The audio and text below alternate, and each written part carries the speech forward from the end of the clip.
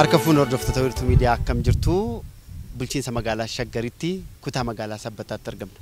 Hospitaala Diimaatti. Hospitaalli Diimaan hospitaala tokkicha bulchiinsa magaalaa Shaggar qabudha. Kutaa magaalaa Sabbataatti kan inni argamu. Hospitaalli kun tajaajila yaalaa kennaa jiruun hundaa'ee waggaa tokkoof baatee afuritti muuxannoo hospitaalotaaf qoodee jedhan isuma ilaaluuf dhufne. Tokkoffaarratti hospitaalli kun tajaajila bilbilaa namni tolaan kallattiidhaan bilbilee ogeessota argachuudhaan ittiin tajaajilamuu kennuu jalqabee jedhan isanii daawwanna. Nufaana tura an Yoonaas Mangashaati.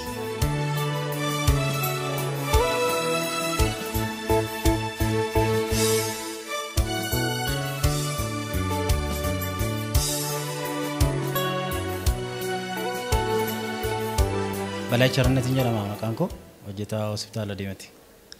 Ogeessa fayyaadha. Mindee irraan hojjedha.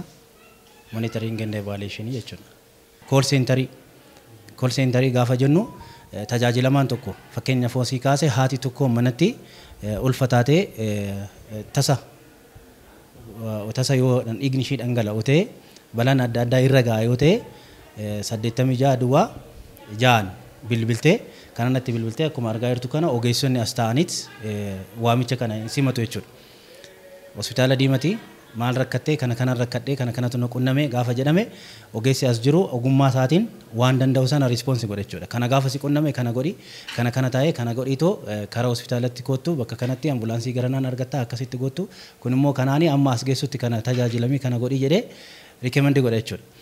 Isaan immoo humna isaatii ol ta'e immoo ogeessa isa laallatutti.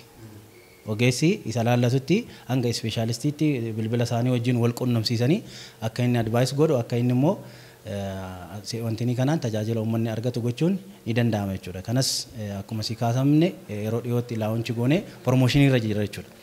Promotion irra bilbilli bilbilamuun ni jira. Riikardi godhama abbaan bilbile sunis kanaaf tajaajila kennuutti jira jechuudha. Ani Sister Addisin jedhama ogummaan koo ogeessa fayyaadha. Tajaajilli call centeriin kennu uummata keenya baay'ee tajaajila.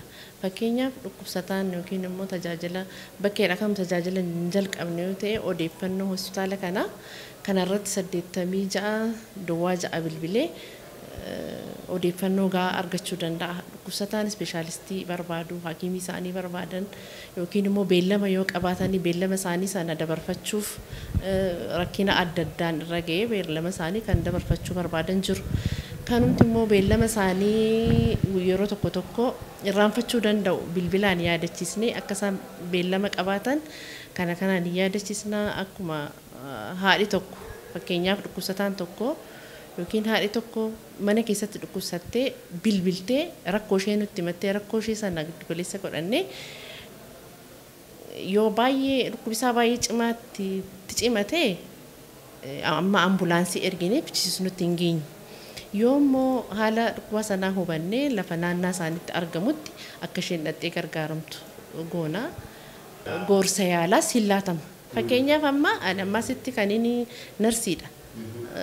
Rakkoo isaanii hubadhee rakkoo isaanii yoo dabarse ispeeshaalistootatti hakiimotatti dabarsuu nan danda'a. Kool konferensiin jira. Kool silkii sanaanii daayirekt hakiimota isaanii argachuu danda'u. Haala kanaan hin gargaarraani. Maqaan koo Dr. Taammanaa Abraham jedhama.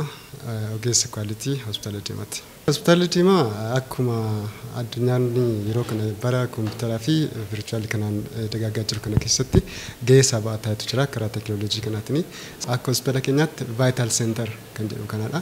Vital center jechaan dhukkubsataa wajjin qaama waliin argin bifa amma jiru kanaan sagaleedhaan bilbilamee hospitaalli keenya achumatti tiraaj godhee kan dhufuu barbaachisu akka dhufuu fi kan immoo achumatti gorsi barbaachisaa kennamuuf akkuma namatti kennamu akka godhamu jedhamaatu jira. Kanaaf achirratti tiraaj goonee sana booddee appointed dagooneen booddee guyyaa sanatti akka dhufanii fi gorsaa fi barnoota barbaachisullee manuma isaanii ta'anii akka argatan otoo yeroo isaanii qisaasisiin dhufanii sittis immoo kaardii baasanii turanii yeroo isaanii akka seeraan fayyadamaniif kan godhu irra hojii oolchaa jira. Kanaaf uummanni keenya gara 86 duwwaa 8tti bilbilanii hospitaala Diimaarraa ogeessa silaa barbaachisu wajjin wal qunnamee yoo ispeeshaalistiin garaagaraa barbaachise kutaa isaanii wajjin wal qunnamsiisanii kallattiidhaan isaan wajjin ni haasa'u. Yoo as dhufuun barbaachise immoo akka dhufaniif haalli akka mijatuun ta'ama. bira darbamee immoo manumatti yaaliin barbaachisu immoo agaas dhufanitti illee yaaliin barbaachisu akkaataa sila barbaachisuun akka godhaa fi fidan ni godhama. Pilaas immoo gara biraatti dabarsuun hin danda'amu ta'e tiraansfer yookaan refer gochuun hin danda'ama ta'e amma isaan dhufanitti bakka sanatti illee haalli mijataan uumamee fi otoo peeshaantiin dileed hin ta'in yookaan otoo hin turiin kallattiidhaan sarvisii barbaachisu hin godhama waan ta'eef kallattiidhaan hospitaala Diimaa karaa qaamaatiinis karaa immoo bilbilaatiinis bilbilanii tajaajila isaan irraa eegan irraa argachuun akka danda'amutti mijeessaa jirra. Kanaaf uummanni keenya hospitaala keenya irraa tajaajila barbaachisu karaa barbaachisu ta'een argachuu akka danda'u mijeessaa jirruuf sarvisii barbaachisu argachuu akka danda'an jedha. Kool seentariin amma baname kun amma eessumayyuu ta'eeti tajaajila barbaadu kamiyyuu hospitaalli Diimaa tajaajila kennu kamu lakkoofsa 86 bilbiltee informationii gahaa fudhachuu hin dandeessaa jechuudha. Keessumattuu buufataaleen fayyaa naannoo kana jiran fageenya irra jiran geejjibni isaan rakkisu, daandiin isaan rakkisu, ibsaan bishaan rakkisu achi ta'anii ogeessa olaanaa asii dubbisuu hin danda'u.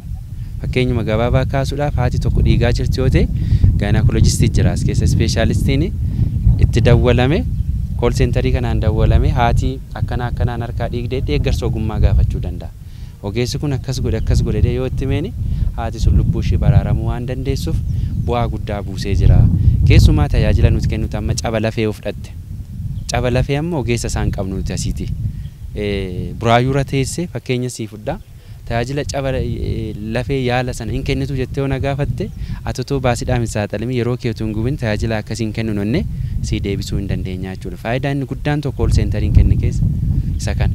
Shaggaritti jalqabas kaasaa ture hospitaala tokkicha qabnu kana deeggaramuu qaba bira dhaabachuu barbaachisa.